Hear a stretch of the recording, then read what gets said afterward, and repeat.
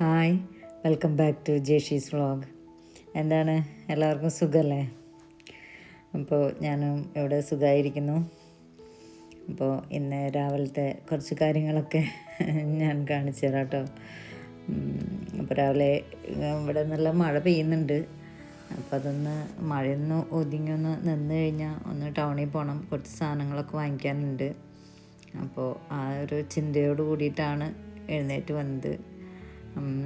പിന്നെ മുഖമൊക്കെ കഴുകി പല്ലൊക്കെ തേച്ച് ഫ്രഷായി. പിന്നെ ഞാനെപ്പോഴും രാവിലെ തന്നെ ഉണ്ടോ പർച്ചേസിനായിട്ട് ഇറങ്ങുക. അതായത് വീട്ടിലേക്കുള്ള നമ്മുടെ ഗ്രോസറി സാധനങ്ങളൊക്കെ വാങ്ങിക്കാനൊക്കെ ആയിട്ട് രാവിലെ. അപ്പോൾ അധികം തിരക്കൊന്നും ഉണ്ടാവില്ല. ഷോപ്പിൽ പോയാൽ തന്നെ, സൂപ്പർ മാർക്കറ്റിലാണെങ്കിൽ തന്നെ പെട്ടെന്ന് നമുക്ക് പർച്ചേസ് ചെയ്ത് പോരാനും പറ്റും. അപ്പോൾ പല്ലേപ്പും ഒക്കെ കഴിഞ്ഞ് ഒന്ന് പ്രാർത്ഥിച്ചു, എന്നിട്ട് പിന്നെ ഇറങ്ങാമെന്ന് വിചാരിക്കുകയാണ്. അപ്പോൾ രാവിലെ ആകുമ്പോൾ ഷോപ്പുകളിൽ സൂപ്പർ മാർക്കറ്റൊക്കെ നേരത്തെ തന്നെ തുറക്കുമല്ലോ. അപ്പോൾ ഒരു 7:15-7:30 ആകുമ്പോൾ പോയി കഴിഞ്ഞിട്ടുണ്ടെങ്കിൽ നമുക്ക് അവിടുന്ന് പെട്ടെന്ന് പർച്ചേസ് ചെയ്ത് പോരാം. അധികം തിരക്കൊന്നും ഉണ്ടാവില്ല, ബില്ലിങ്ങൊക്കെ പെട്ടെന്ന് കഴിയും. അതുപോലെ തന്നെ ആൾക്കാരൊരു ബഹളമോ ഒന്നും ഉണ്ടാവില്ല. രാവിലെ മൊത്തത്തിൽ നല്ല കാമായിരിക്കില്ലേ. അപ്പോൾ തന്നെ റോഡിലാണെങ്കിലും അധികം തിരക്കില്ല, നമുക്കെല്ലാം കണ്ട് ആസ്വദിച്ചിങ്ങനെ പോകാൻ പറ്റും. മറ്റത് വണ്ടികൾ തിരക്കും, അവിടുന്ന് ഇവിടുന്ന് ഹോണടിയും, നമുക്ക് ചുറ്റുമുള്ളതൊന്നും കാണാൻ ശ്രദ്ധിക്കാനും പറ്റില്ല. നമുക്ക് അത്രയും കെയർഫുള്ളായിട്ട് തന്നെ വണ്ടി ഓടിക്കണമല്ലോ. അപ്പോൾ രാവിലെ ഇറങ്ങിയതാണ്. ഞാൻ റിലയൻസിലാണ് എത്തിയപ്പോൾ. രാവിലെ നല്ല നേരത്തെയെന്ന് പറഞ്ഞില്ലേ, അപ്പോൾ അവിടെ അവരെ ലോഡൊക്കെ വന്ന് ഇറക്കുന്നേ ഉള്ളൂ. അപ്പോൾ നമുക്ക് ഏറ്റവും ഫ്രഷായിട്ട് തന്നെ സാധനങ്ങൾ കിട്ടുകയും ചെയ്യും. അപ്പോൾ അവിടെ ചെന്ന് പോകുമ്പോൾ കറണ്ടില്ല. അപ്പോൾ ഞാൻ കൂടുതൽ നേരം കറങ്ങിയില്ല. അവിടെ വേഗം തന്നെ 1-2 സാധനങ്ങൾ വാങ്ങിയിട്ട് പോന്നു. പിന്നെ ഇനി വേറെ ടൗണിൽ നിന്ന് ചിക്കനും പിന്നെ 1-2 വെജിറ്റബിൾസൊക്കെ വാങ്ങിക്കാറുണ്ട്. അപ്പം ഞാൻ സാധാരണ റിലയൻസിൽ നിന്ന് തന്നെ എടുക്കാറുണ്ട്. പക്ഷെ അവിടെ കറണ്ടില്ലാതെ അവർ ജനറേറ്ററൊന്നും ഓണാക്കിയിട്ടില്ല. അപ്പോൾ ഞാൻ പിന്നെ അധികം നേരം അവിടെ നിന്നില്ല, വേഗം അവിടെ നിന്ന് ഇറങ്ങി. ഇനി മറ്റ് ഷോപ്പിൽ നിന്നൊക്കെ സാധനങ്ങൾ വാങ്ങിക്കണം വെച്ചിട്ടാണ്. അപ്പോൾ രാവിലത്തെ ഈ വരവും എന്ന് പറഞ്ഞിട്ടുണ്ടെങ്കിൽ ഭയങ്കര എനിക്ക് നല്ലൊരു പോസിറ്റീവായിട്ടുള്ളൊരു കാര്യം കേട്ടോ.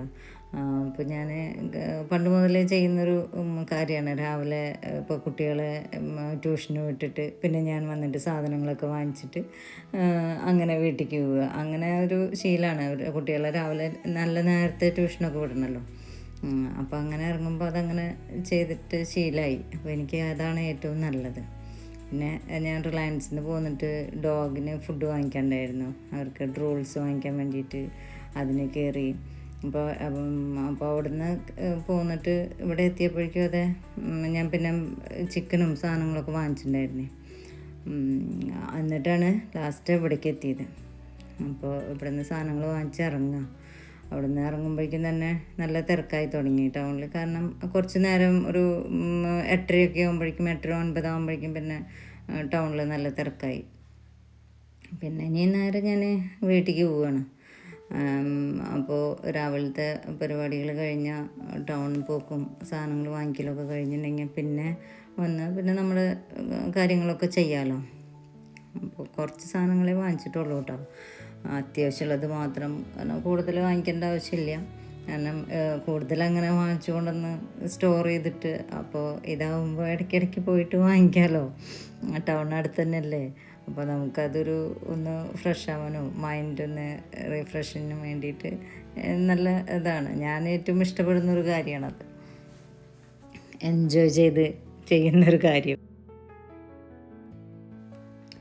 അപ്പോൾ ഞാനിവർക്ക് ഡ്രൂൾസാണ് കേട്ടോ കൊടുക്കാറുള്ളത്. അത് ചെറിയ പാക്കറ്റായിട്ട് 1 കിലോൻ്റെ പാക്കറ്റേ വാങ്ങിക്കുള്ളൂ. കൂടുതൽ വാങ്ങിച്ചിട്ട് വെക്കുമ്പോഴേ പിന്നെ അതിങ്ങനെ തണുത്ത് തുടങ്ങും. ഇതാകുമ്പോൾ ഒരു പാക്കറ്റ് വാങ്ങിക്കാൻ നമുക്ക് അടുത്ത് തന്നെയാണല്ലോ, ടൗണിനടുത്തായതുകൊണ്ട് തന്നെ പിന്നെ എപ്പോഴും ഓരോ കാര്യങ്ങൾക്കായിട്ട് പോണതും അല്ലേ.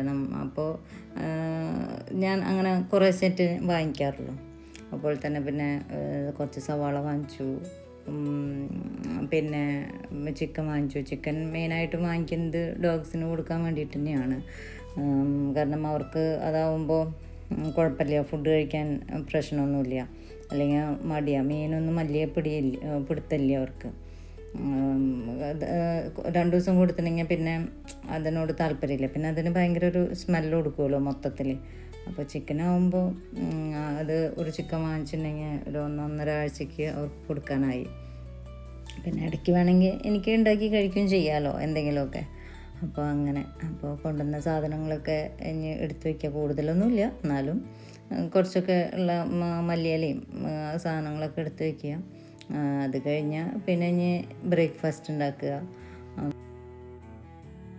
പിന്നെ ഞാൻ റവ കൊണ്ട് ഒരു ഉപ്മാവ് ഉണ്ടാക്കാമെന്നാണ് വിചാരിക്കുന്നത് കേട്ടോ. അപ്പോൾ ഞാൻ ചിക്കനൊക്കെ ക്ലീൻ ചെയ്തിട്ട് അത് ഓരോ കവറിലാക്കിയിട്ട് അങ്ങനെ ഫ്രീസറിൽ വെക്കണം. പിന്നെ പാല് ഒരു പാക്കറ്റ് ഉണ്ടോ എന്നൊരു ഡൗട്ട്. അപ്പോൾ ഞാൻ അതിനൊന്ന് തിരഞ്ഞു നോക്കുകയാണ്. എൻ്റെ വിചാരം ഉണ്ടായിരുന്നു എന്നാണ്, അപ്പോൾ കാണാനില്ല. അപ്പോൾ ഇനിയിപ്പോൾ ഐസ് പാക്കിൻ്റെ കൂട്ടത്തിൽ ഇരിക്കുന്നുണ്ടോയെന്ന് തപ്പി തിരഞ്ഞു നോക്കുകയാണ്. അപ്പോൾ ഇല്ല, പാല് കഴിഞ്ഞിരിക്കുന്നു. ഉണ്ട്, ഞാൻ എടുത്തതുണ്ട്, ഞാൻ എക്സ്ട്രാ ഉണ്ടാവും നോക്കുകയാണ്. അപ്പോൾ ഇനി നമുക്ക് ഉപ്മാവ് ഉണ്ടാക്കാം. ഉപ്മാവ് ഉണ്ടാക്കാനായിട്ട് ഞാൻ റവ, ഇത് റോസ്റ്റ് ചെയ്തല്ല കേട്ടോ. അപ്പോൾ റോസ്റ്റ് ചെയ്താണെങ്കിലും ഞാനൊന്ന് വറുത്തെടുക്കാറുണ്ട്. പിന്നെ അതിലേക്ക് സ്പെഷ്യലായിട്ട് ആഡ് ചെയ്യുന്നത് നമ്മുടെ നിലക്കടലയും അണ്ടിപ്പരിപ്പൊക്കെയാണ്.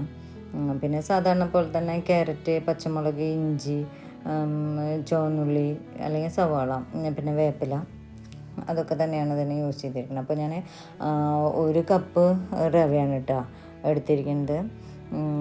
അപ്പോൾ അത് എനിക്ക് ഒരു 2-3 ദിവസത്തിനുണ്ടാവും ഉണ്ടാക്കിയിട്ട്. പിന്നെ ഞാൻ ഫ്രിഡ്ജിൽ വയ്ക്കും കഴിക്കൽ കഴിഞ്ഞിട്ടുണ്ടെങ്കിൽ.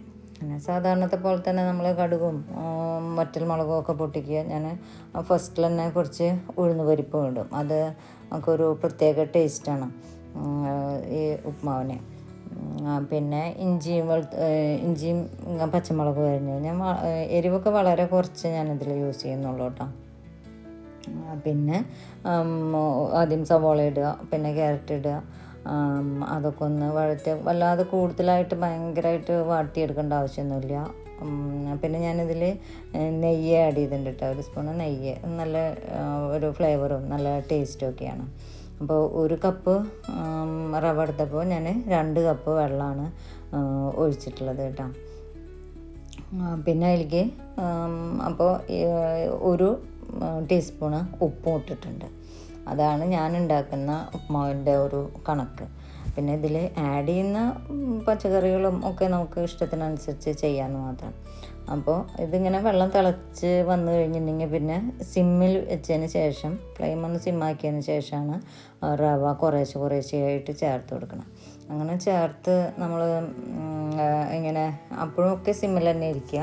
എന്നാലാണ് ആ വെള്ളം ഈ റവയിലെ എല്ലാ ഭാഗത്തും നന്നായി പിടിച്ച് റവ നല്ല സോഫ്റ്റായിട്ട് വരുള്ളൂ.